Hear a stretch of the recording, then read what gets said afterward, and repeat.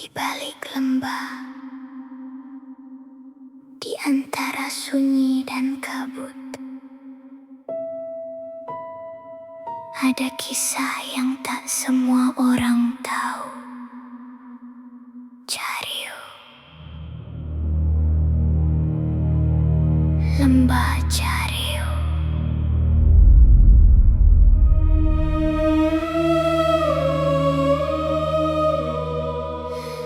Di bawah bayang bukit Manggu, ada sebuah pintu yang menunggu. Ketika senja perlahan pergi, rahasia mulai membuka diri.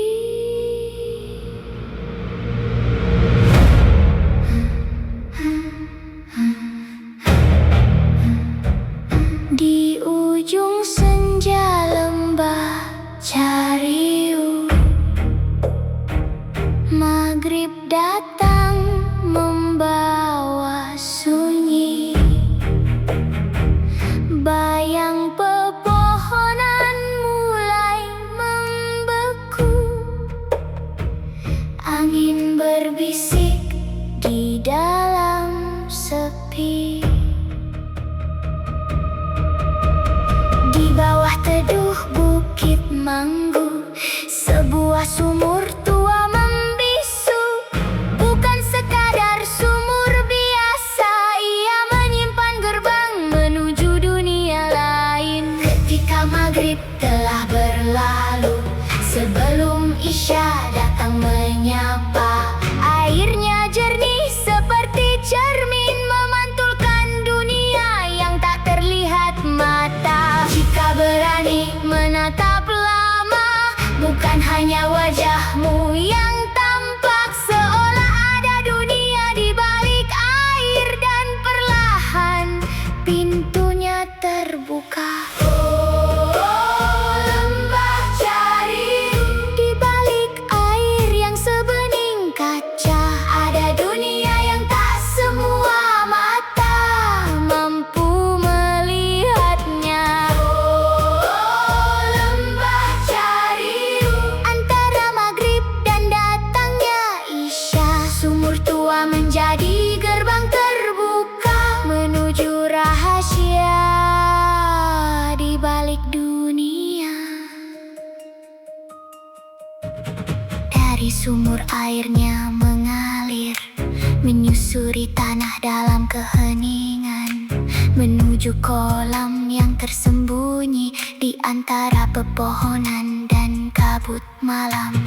Airnya tenang, jernih berkilau, ikan-ikan berenang di dalamnya, seolah kolam itu sebuah taman, tempat mereka datang dan tinggal. Bukan taman seperti milik manusia, bukan tempat yang mudah ditemukan.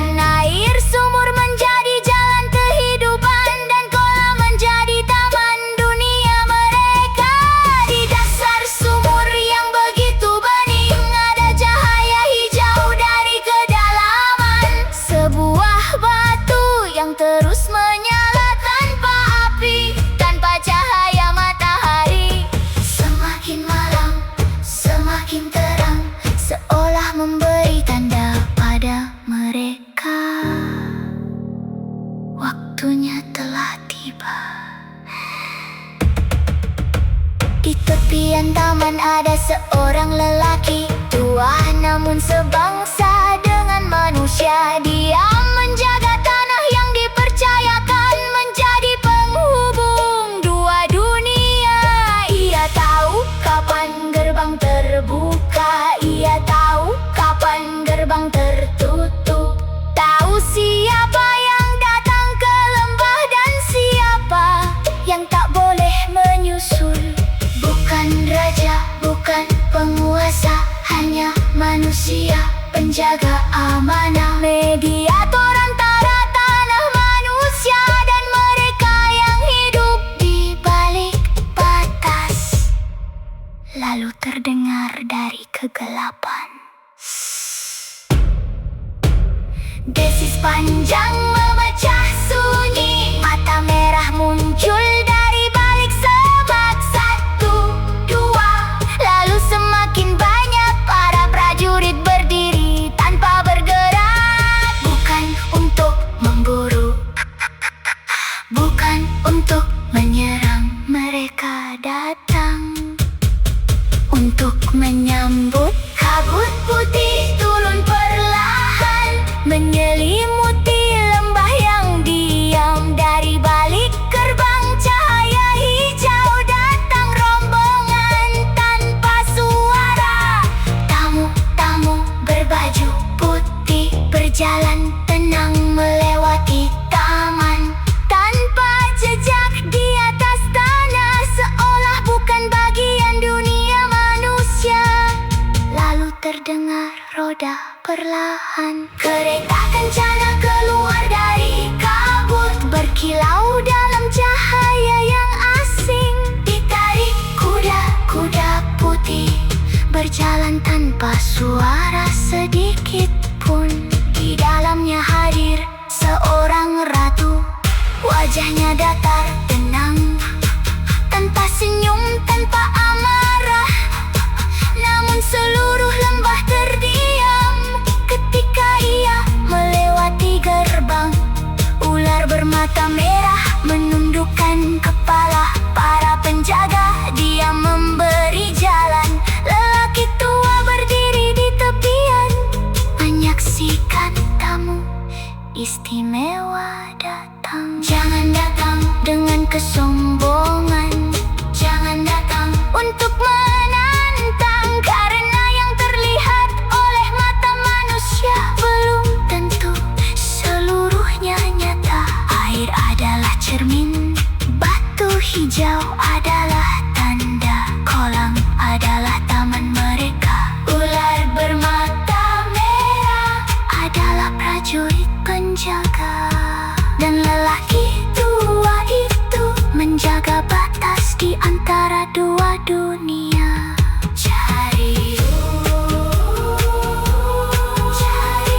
Lembah yang menyimpan rahasia, mata air mengalir dari makam tua. Bukit Manggu menjadi saksi, sumur tua menjadi pintu, batu hijau menjadi cahaya, kolam menjadi taman, ikan-ikan merenang.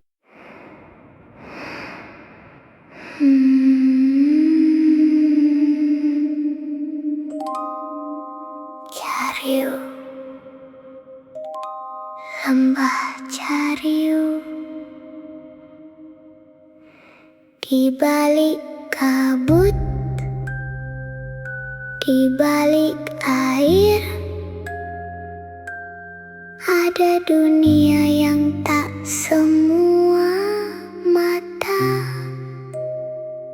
mampu melihat.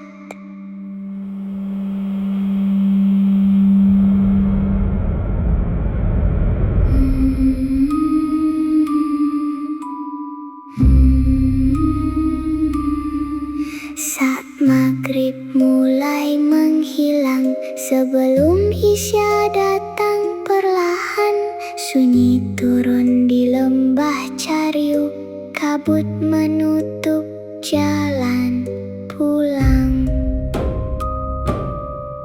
Di bawah bayang Bukit Manggu, sebuah sumur tua terdiam. Airnya bening seperti cermin, namun bukan wajah yang terlihat. Ada bayangan di balik air, ada cahaya di kedalaman, dan perlahan gerbang itu terbuka. Cariu, Cariu, jangan tatap air terlalu lama.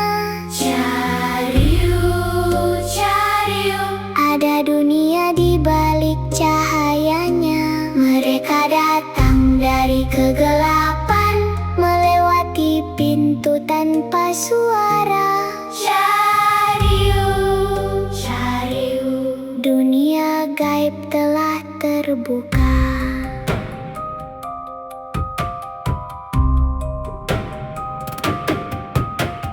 Dari dasar sumur tua, batu hijau mulai menyala. Cahayanya menembus air, memanggil mereka dari sana. Air mengalir menuju kolam tenang di antara pepohonan. Ikan-ikan berenang perlahan seperti taman milik mereka. Tak ada suara manusia, hanya air dan kabut malam. Seolah tempat itu bukan lagi bagian dari dunia kita. Lalu terdengar dari balik gelap sepasang mata merah terbuka. Satu, dua, semakin banyak. Mereka bukan datang memburu, mereka adalah penjaga yang menyambut. Di tepian tanah yang sunyi, seorang kakek masih berdiri. Namanya Dharma, hanya manusia yang menjaga batas dunia ini. Ia tahu kapan gerbang terbuka, ia tahu kapan gerbang tertutup. Namun tak pernah banyak bicara, sebab ada rahasia yang lebih baik tetap terkubur. Cariu, cariu, dengar suara dari kejauhan. Cariu, cariu, ada langkah di balik kabut malam. Mata merah mulai berjaga, pintu dunia telah terbuka, dan mereka sedang menunggu. Kabut putih turun perlahan, menutupi jalan menuju taman. Tamu-tamu berbaju putih datang tanpa suara langkah. Tak terdengar suara kaki, tak ada bayangan di tanah. Hanya kain putih bergerak di antara kabut dan cahaya. Lalu terdengar roda berputar perlahan dari balik kabut. Ditarik kuda-kuda putih tanpa suara, tanpa jejak. Dan di dalam kereta itu wajahnya datar. Tatapannya tenang, tak tersenyum, tak berkata. Namun ketika ia tiba, seluruh lembah menjadi sunyi. Ular bermata merah menundukkan kepala. Kabut berhenti bergerak, air kolam menjadi tenang. Dan semua yang berada di sana memberi jalan. Bukan manusia biasa, ia datang sebagai tamu istimewa. Cariu, cariu, jangan panggil mereka, jangan ikuti cahaya, jangan sentuh airnya, karena ketika mereka melihatmu, kau juga akan terlihat oleh mereka. Bukit Nangguh diam, sumur tua terbuka, batu hijau menyala, kolam menjadi taman. Mata merah berjaga dan kereta putih melewati gerbang. Lembah Cariu, jika maghrib kembali tiba, jika isya belum menyapa, gerbang itu akan terbuka kembali. Air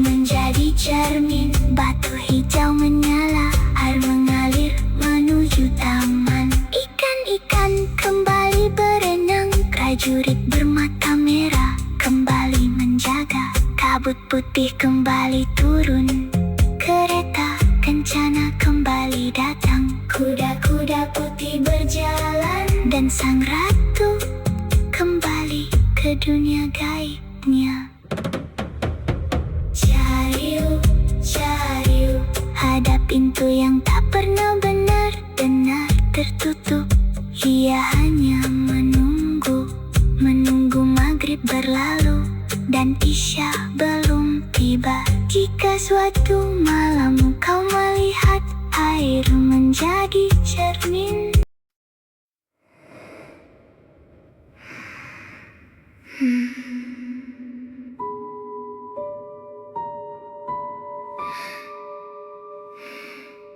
jangan membangunkan malam, karena konon di balik kabut Gunung Bontit masih hidup sebuah legenda yang belum selesai.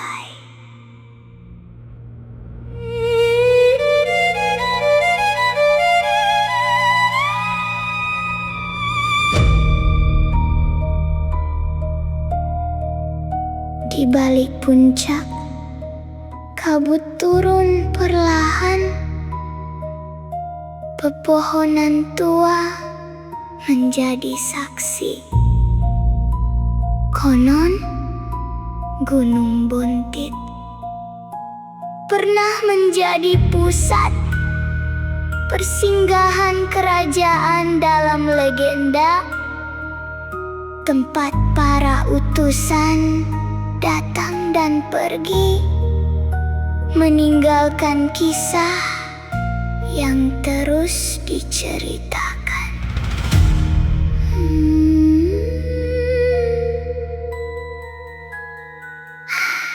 Tak ada istana yang benar-benar hilang selama masih hidup di dalam cerita. Tak ada kerajaan yang benar-benar lenyap selama namanya masih diingat. Legenda berkisah bahwa dahulu berdiri sebuah istana megah, namun waktu berubah. Manusia datang membangun kehidupan baru, dan cerita lama perlahan tenggelam dalam langkah-langkah zaman. Konon malam masih menyimpan tangisan yang hanya terdengar saat angin berhenti.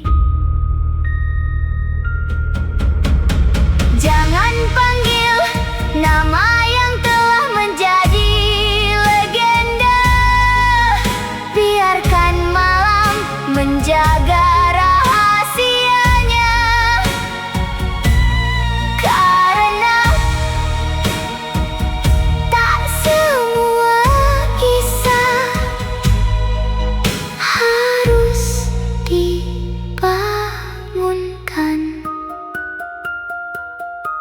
Di balik sunyi ada harapan bahwa suatu hari istana akan kembali berdiri, bukan untuk dikuasai, melainkan untuk dikenal di dalam cerita. Konon di lereng yang jauh ada sumur 7. Bila dipandang dengan mata biasa,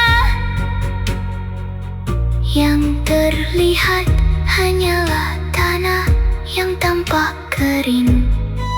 Namun legenda berkata, masih ada rahasia yang tersembunyi di balik pandangan manusia.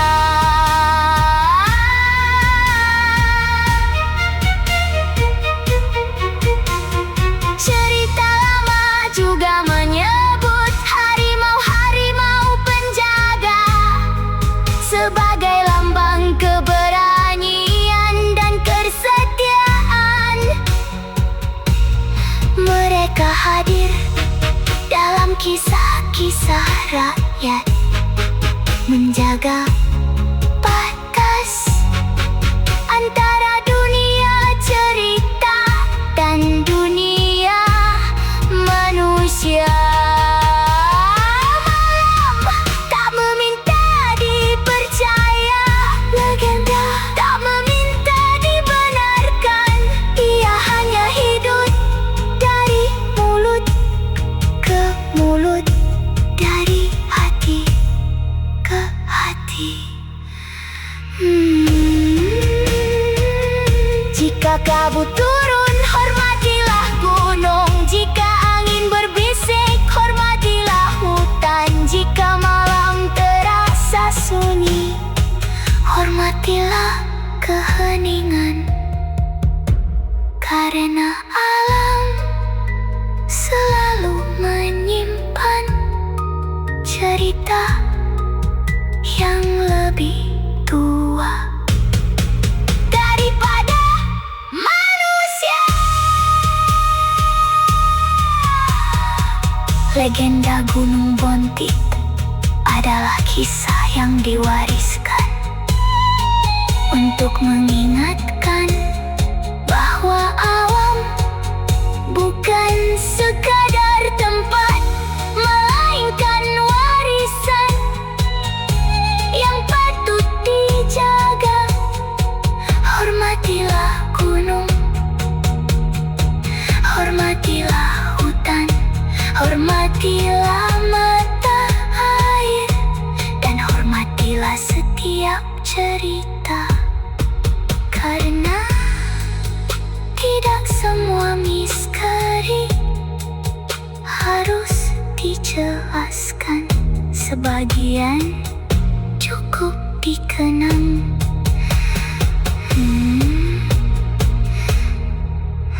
Selamat malam.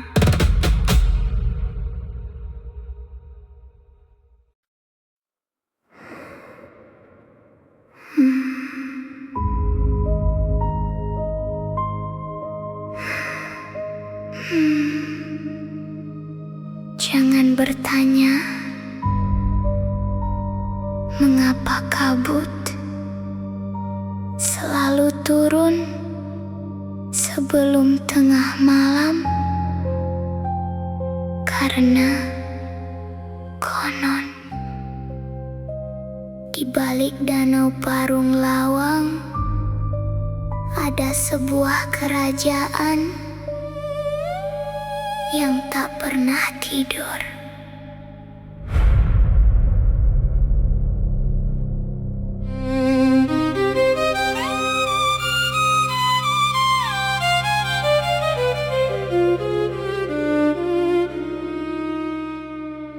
Di balik danau, kabut membuka tirai malam.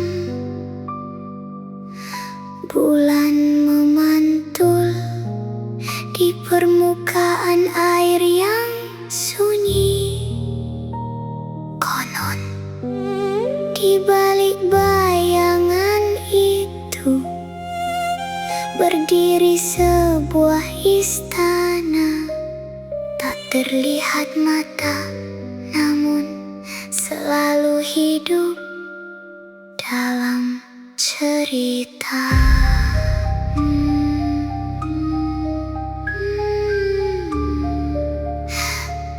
Air menyimpan bayangan, kabut menyimpan nama, dan malam menyimpan kisah.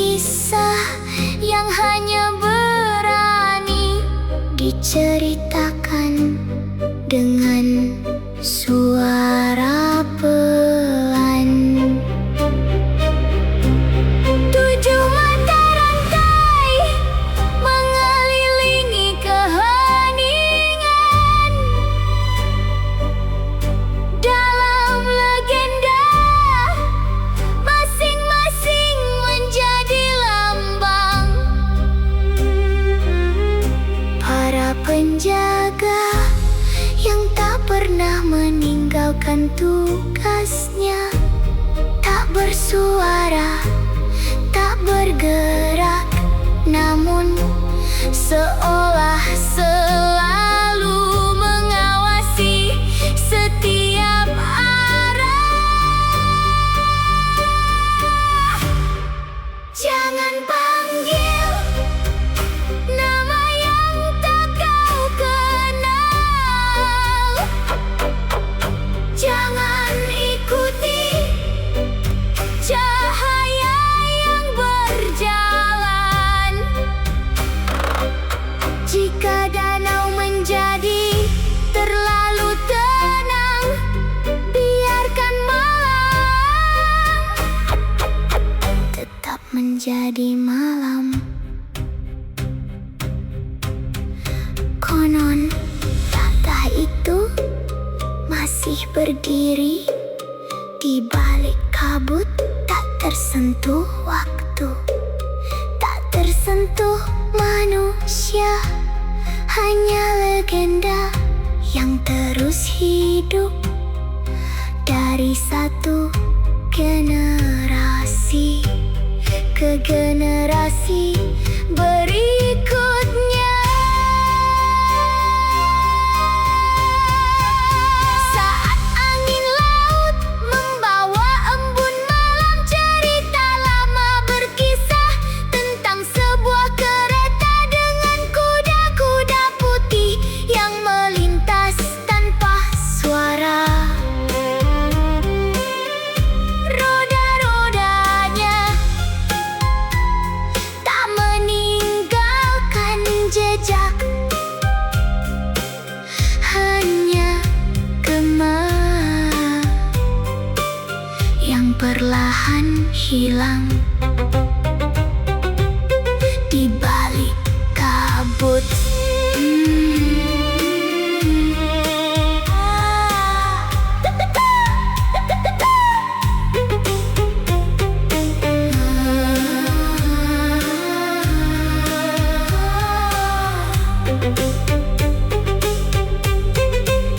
Malam semakin sunyi, biola terus menangis. Pepohonan tua hanya menjadi saksi. Air tetap tenang, namun bayangannya seolah menyimpan seribu kisah yang belum selesai.